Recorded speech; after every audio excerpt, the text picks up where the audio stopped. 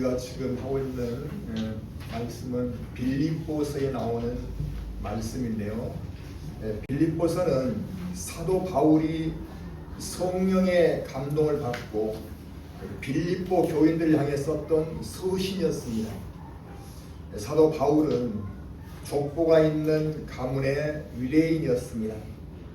또 정통 율법을 고수하는 바리새인파였습니다. 그래서 유대교를 지키기 위해 기독교를 핍박하는 데 앞장섰던 사람이었습니다. 그랬던 사람이 다메섹에서 강렬한 불빛을 받으며 앞이 안 보이게 되었고 주님의 음성을 듣는 일이 있게 되었습니다. 또한 주님의 부름을 받고 온 아나니아라는 사람의 안수기도를 받고서 눈을 뜨게 된 일이 있었던 것입니다. 이를 계기로 바울은 목숨 바쳐 예수님을 전하는 사람으로 완전하게 돌아서게 되었습니다. 이 편지를 쓸 당시 사도 바울은 예수를 전한다는 죄로 붙잡혀서 감옥에 갇혀 있었습니다. 마음으로는 순교를 각오하고 있었던 거죠. 당시 교인들도 로마와 유대인들로부터 핍박을 받으며 가난 속에서 힘겨운 생활을 하고 있었습니다. 그런데 이러한 상황에서 하나님의 자녀로서 어떻게 살아야 할 것인가를 당부하고 있습니다. 하나님의 자녀는 어떤 삶을 살아가야 할까요? 본문을 통해 은혜를 나누어 보겠습니다. 첫째는 하나님의 자녀는 주 안에서 기뻐하라고 말씀하십니다. 본문 4절을 다시 한번 낭독해 보겠습니다. 주 안에서 항상 기뻐하라. 내가 다시 말하노니 기뻐하라. 사도 바울은 절박한 상황에서 어떻게 기뻐하라는 말을 할 수 있었을까요? 그것은 믿는 자는 주님 안에 있다는 것을 알려주고자 했던 것입니다. 주님 안에 있다는 것은 첫째는 죄 사함을 받았다는 뜻입니다. 둘째는 하나님과 화목하게 되었다는 의미인 거예요. 셋째는 하나님께서 자녀로 받아주셨다는 뜻이 내포되어 있습니다. 이것이 바로 구원의 확신입니다. 도저히 기뻐할 수 없는 처짐에도 불구하고 주 안에서 기뻐하는 것은 단순히 좋은 일이 생길 것이라는 말이 아닙니다. 그것은 우주 만물을 창조하신 하나님의 사랑 안에 있는 자임을 감사하라는 말인 거예요. 아울러 하나님을 믿는 자로서 천국의 소망을 두었기에 현실의 삶을 뛰어넘을 수 있다는 말씀인 것입니다. 우리의 신앙은 하나님과의 사랑의 관계 안으로 들어가는 삶인 거예요. 하나님께서는 죄인들을 구원하시기 위해 예수님을 이 땅에 보내주셨습니다. 하나님의 본체에서 나오신 예수님은 우주 만물을 창조하실 때 하나님과 함께 해주셨고 만물을 다스리시고 계십니다. 그 주님께서 십자가에서 죽기까지 우리를 사랑해 주심으로 우리는 죄 용서와 구원을 입게 되었습니다. 성경에서는 하나님께서 인간을 만드실 때 하나님의 형상으로 만드셨다고 말씀하십니다. 이 말씀은 하나님과 교제하고 사랑할 수 있는 존재로 만들어 주셨다는 뜻입니다. 하나님의 사랑은 한순간의 사랑으로 그치는 것이 아닙니다. 잠시 사랑하다가 버린다면 그것을 하나님의 사랑이라고 할 수 없습니다. 하나님의 사랑은 변함없이 영원까지 사랑하시는 것입니다. 아멘. 그 사랑을 붙드시기 바랍니다. 아멘. 주님 안에 있는 사람은 설사 고난이 온다 해도 좌절보다는 더 다가서서 하나님의 임재를 경험할 수 있는 기회로 삼을 수 있어야 합니다. 아멘. 우리 마음이 갈급해할 때 하나님께서는 사랑을 더 많이 부어주실 것입니다. 아멘. 사도 바울은 빌립보서 3장 14절에서 표대를 향하여 그리스도 예수 안에서 하나님이 위에서 부르신 부름의 상을 위하여 달려가노라 이렇게 말합니다. 믿음의 사람은 문제와 상황을 바라보는 것이 아니라 하늘 나라를 바라보고 나아가자는 뜻입니다. 아멘. 당시에는 빌립보 교인들에게 전하는 말이었습니다. 그러나 오늘은 우리를 향하신 말씀인 것입니다. 아멘. 우리가 돌아갈 영원한 집은 이미 예비되어 있는 하늘 나라입니다. 아멘. 우리가 하나님 안에 있다면 이 땅을 떠나도 영원한 생명으로 사는 것이며 하나님과 함께 하늘 나라에 사는 시민이 되는 거예요. 아멘. 그래서 하나님을 붙들고 사는 사람은 가장 복된 길로 가는 것입니다. 아멘.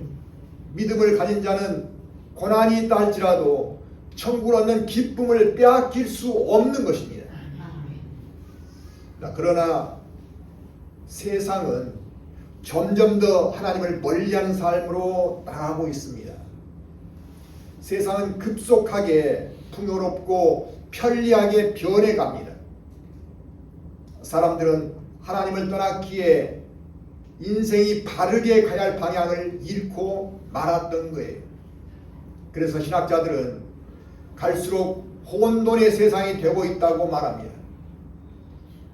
요한일서 2장 16절에서는 세상에 있는 모든 것이 육신의 정욕과 안목의 정욕과 이생의 자랑이라고 말합니다. 육적 즐거움과 탐심과 명예욕을 가리키고 있습니다. 사람들은 이것들을 붙잡으려고 모든 시간과 노력을 기울이고 있는 것입니다. 그러나 그곳에는 하나님의 사랑이 없다라고 말씀하십니다. 아무리 많은 것을 얻어도 그것으로는 구원을 얻을 수 없다는 뜻입니다. 그들이 하나님의 사랑을 도외시하고 어둠을 향해 나가고 있기 때문이죠.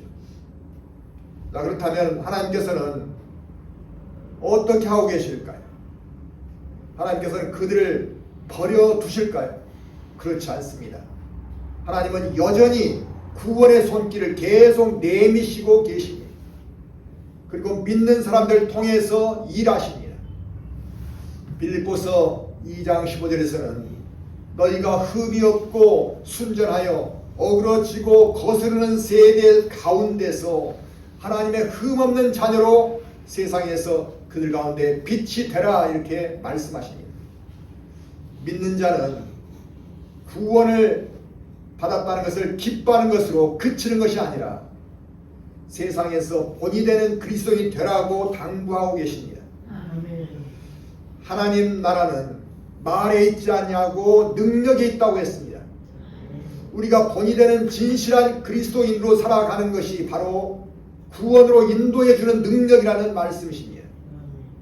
진실한 그리스도인의 삶이 하나님을 모르는 세상을 향해서 비추는 빛이 되어주는 것입니다. 주님의 은혜를 말로만 전하는 것이 아니라 우리의 삶으로 보여줄 수 있어야 한다는 거죠. 그럴 때 믿지 않는 사람들의 마음이 열려지는 것입니다. 언제 이 땅을 떠날지 모를 영혼을 구원해 주는 일은 시급하고도 중요한 일입니다. 하지만 우리의 마음이 그리스도 안에 머물러 있을 때 할 수 있습니다. 그리스도는 우리가 하나님 안으로 들어가는 길이 되어 주십니다. 우리 함께 힘을 얻을 수 있도록 주님께 고백하는 찬송가 내 영혼이 은총입을 함께 불러보도록 하겠습니다. 438장 438장.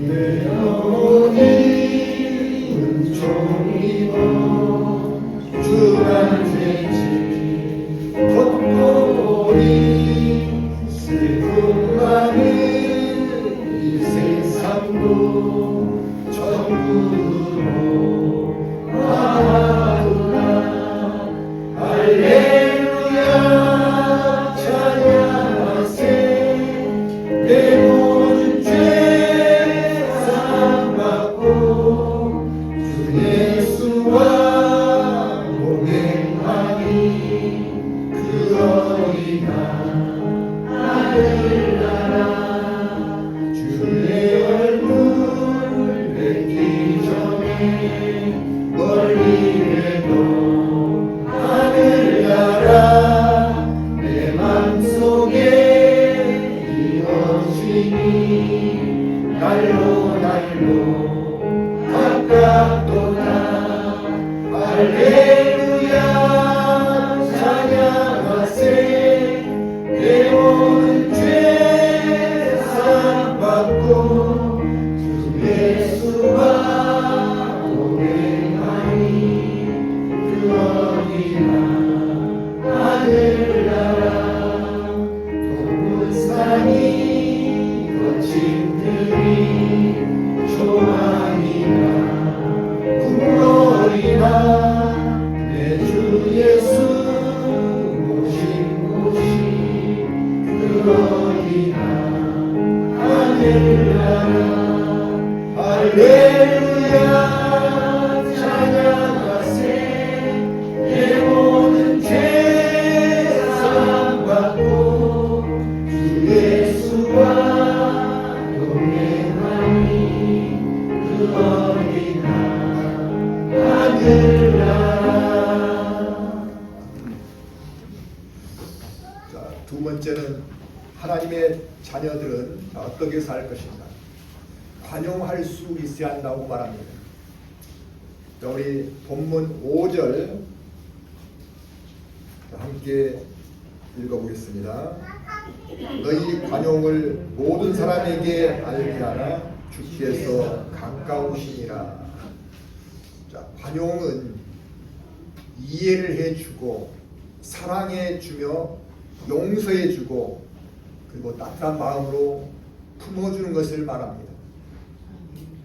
그러니까 이해해주고 사랑해주고 용서해주고 또 따뜻한 마음으로 품어주는 것을 의미하는 거죠. 하나님의 자녀는 기뻐하는 마음으로 그치는 것이 아니라 다른 사람들을 관용해 줄 수 있는 데까지 나아가야 한다는 거예요. 우리가 이 마음을 가지려면 먼저 우리가 하나님께 받은 은혜를 깨달아야 합니다. 로마서 5장 8절에서는 우리가 아직 죄인 되었을 때에 그리스도께서 우리를 위하여 죽으심으로 하나님께서 우리에 대한 자기의 사랑을 확증하셨느니라고 말씀하십니다. 과거 우리는 허다한 죄를 지은 사람들이었습니다. 그래서 하나님 안에 들어올 수 없었던 거예요. 구원은커녕 심판받아 마땅한 자들이었습니다. 그랬던 우리를 하나님께서는 예수 그리스도를 보내주시고 우리의 모든 죄값을 치르게 하셨습니다. 그래서 우리는 죄 사함을 입고 하나님 안으로 들어와서 자녀가 된 사람들이 되었습니다. 이것이 우리를 향하신 하나님의 뜻이요 사랑인 것입니다. 그런데 하나님의 관용은 우리의 과거에만 그치는 것이 아닙니다. 지금도 우리가 잘못한 것을 그리스도께 회개하면 용서해 주시고 따뜻하게 품어 주십니다. 아멘. 우리가 다른 사람에게 관용을 보여줘야 할 이유는 하나님께서 우리를 자녀 삼아 주셨고 지금도 계속 우리를 용서해 주시고 품어 주시고 있기 때문입니다. 아멘. 또 본문 5절 말미에서는 주께서 가까우시니라 이렇게 말씀하십니다. 우리의 인생은 날이 갈수록 이 땅을 떠날 날이 가까워지고 있습니다. 다시 말하면 주님을 만날 날이 가까워지고 있다는 것입니다. 금년도 우리가 달력을 보면은 시작이 엊그제 같은데 벌써 3월이 된 것처럼 우리 인생은 금시 청년에서 장년이 되고 장년에서 노년이 되어지는 것입니다. 우리가 관용한 삶을 살지 못했다면 어떤 얼굴로 주님을 뵐 수 있겠습니까?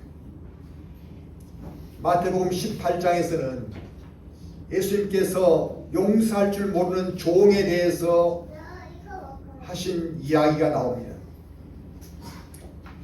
어떤 종이 주인에게 엄청난 빚을 졌습니다. 주인이 그 종을 불러서 갚으라고 하자 종은 참아 주십시오. 다 갚겠나이다 이렇게 말했습니다. 그런데 주인은 그 종을 불쌍히 여겨서 빚을 전부 탕감해 주었습니다. 그런데 그 종이 나가서 자기에게 아주 작은 돌을 빌린 동료를 만나게 됩니다. 그는 그 사람을 보자 멱살을 잡고 말합니다. 내 돈을 갚으라. 그러자 동료도 똑같이 엎드려 말했습니다. 조금만 참아 주십시오. 갚겠습니다. 하지만 그는 용서하지 않고 동료를 감옥에 가두어 버립니다. 이 사실을 들은 주인은 다시 그 종을 불러 말합니다. 악한 종아, 나는 그 많은 빚을 탕감해 주었는데 너도 동료를 불쌍히 여김이 마땅하지 아니하냐 하면서 주인은 그 빚을 다 갚도록 그를 옥졸에게 넘겨버렸다고 합니다. 우리도 하나님의 은혜로 내가 지은 모든 죄들을 용서받은 자들입니다. 그리고 하나님의 사랑으로 자녀가 된 사람들입니다. 또한 영원하신 사랑 안에서 천국까지도 유업으로 받은 사람들입니다. 우리가 다른 사람들을 관용하지 않을 때는 하나님께서 우리의 죄도 관용하기 어려워질 수 있습니다. 우리를 자녀 삼아 주신 하나님의 은혜를 깨닫는다면 우리도 다른 사람을 관용해 줌으로 빛된 삶으로 살아가시기를 축원합니다. 세 번째, 우리 하나님의 자녀로 살고 있다면 기도하는 사람이 되라고 합니다. 우리 6절 다시 한번 보겠습니다. 6절 아무것도 염려하지 말고 다만 모든 일에 기도와 간구로 너희 구할 것을 감사함으로 하나님께 아뢰라. 7절 같이 보겠습니다. 그리하면 모든 지각에 뛰어난 하나님의 평강이 그리스도 예수 안에서 너희 마음과 생각을 지키시리라. 자, 염려는 우리가 문제를 붙드는 거예요. 그러나 기도는 문제를 하나님께 드리는 것입니다. 우리는 미래를 내다볼 능력이 전혀 없습니다. 계획을 아무리 잘 세웠다고 해도 상황은 항상 변합니다. 그리고 시대도 변하고 있습니다. 우리나라의 역사만 들여다봐도 얼마나 변화가 많습니까? 신라가 통일했지만 고려에 정복당하고 고려는 조선으로 넘어가고 조선은 일제 침략으로 속국이 되고 해방되었지만 남북이 전쟁을 했고 그리고 분단 국가로 되었지 않습니까? 아무리 지혜롭고 능력이 뛰어난다고 해도 이런 변화를 우리가 어떻게 알아낼 수 있겠습니까? 우리 인생도 개별적으로 수많은 변화를 겪으며 살아갑니다. 몇 년 후에 어떤 일이 있을지 도대체 알지 못합니다. 그래서 문제를 붙들고 염려하며 살아가는 경향이 우리에게는 있습니다. 그러나 우리가 붙들어야 할 것은 문제보다 훨씬 크신 하나님이 합니다. 이사야 41장 10절에서 이렇게 말씀하십니다. 두려워하지 말라. 내가 너와 함께함이라. 놀라지 말라. 나는 네 하나님이 됨이라. 내가 너를 굳세게 하리라. 참으로 너를 도와주리라. 하나님께서는 우리의 연약성을 너무도 잘 아시기에 항상 도와주시려고 만반의 준비를 하시고 계십니다. 그러나 하나님은 기도하는 사람에게 응답하시고 일하십니다. 아멘. 에스겔서 36장 37절에 보면은 하나님께서는 바벨론에게 빼앗긴 이스라엘을 회복시켜 주시겠다고 말씀하십니다. 자, 그런데 하나님께서는 이렇게 말씀하십니다.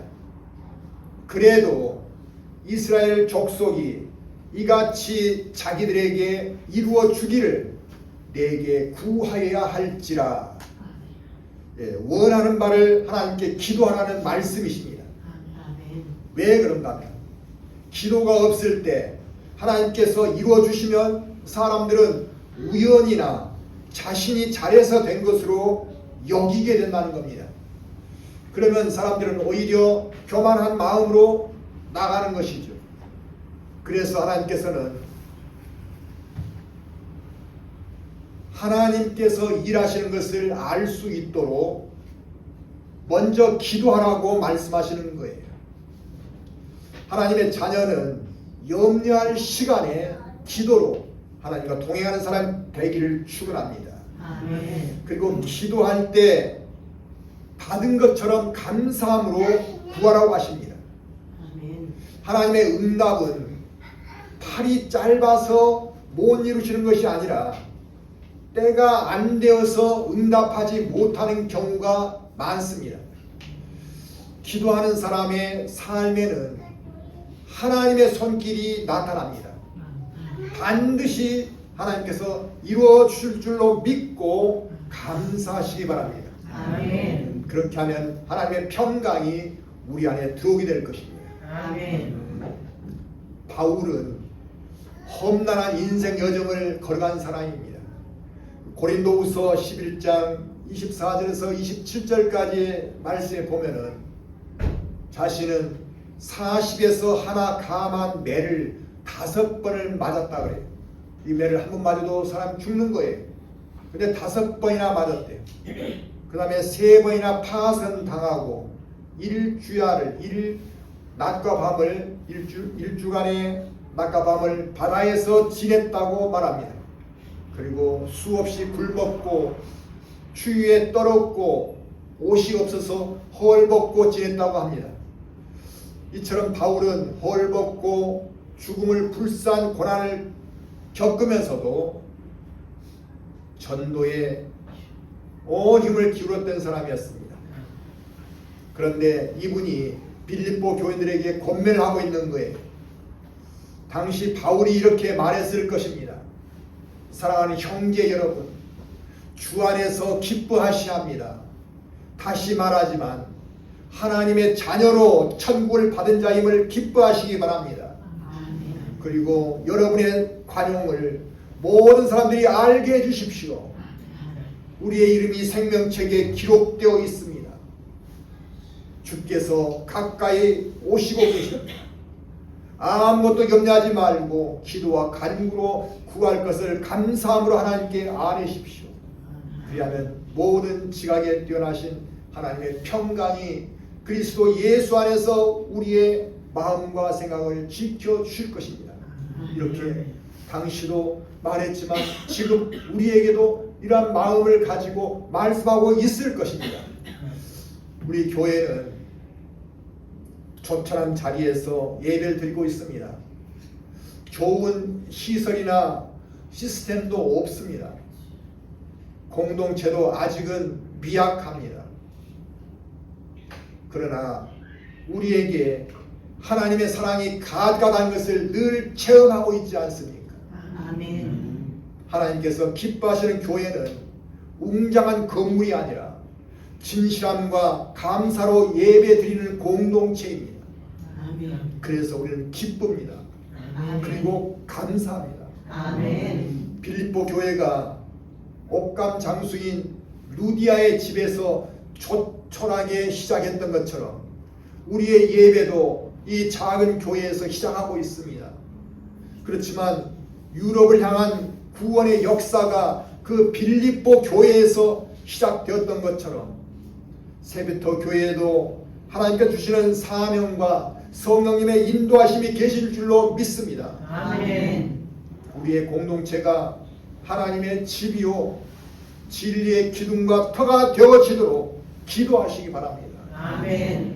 나아가 예배의 기쁨이 생활 가운데서도 하나님의 온기와 함께 우리의 가슴 안에 늘 살아있어야겠습니다. 아멘. 그리고 이 기쁨이 다른 사람에게도 흘러가게 해야 합니다. 아멘. 우리의 예배는 현재 실개천처럼 보이지만 머지않아 모여서 강물이 되고 바다가 될 것입니다. 아멘. 그러면서 하나님의 말씀에 갈증을 느끼는 대지를 촉촉히 적시는 복음의 통로가 되어질 걸로 믿습니다. 아멘. 우리의 삶이 하늘나라까지 연결되어 있는 것을 믿으신다면 기뻐하셔야 합니다. 아멘. 언젠가 하나님 앞에 갔을 때는 우리는 이렇게 말씀드릴 수 있기를 바랍니다.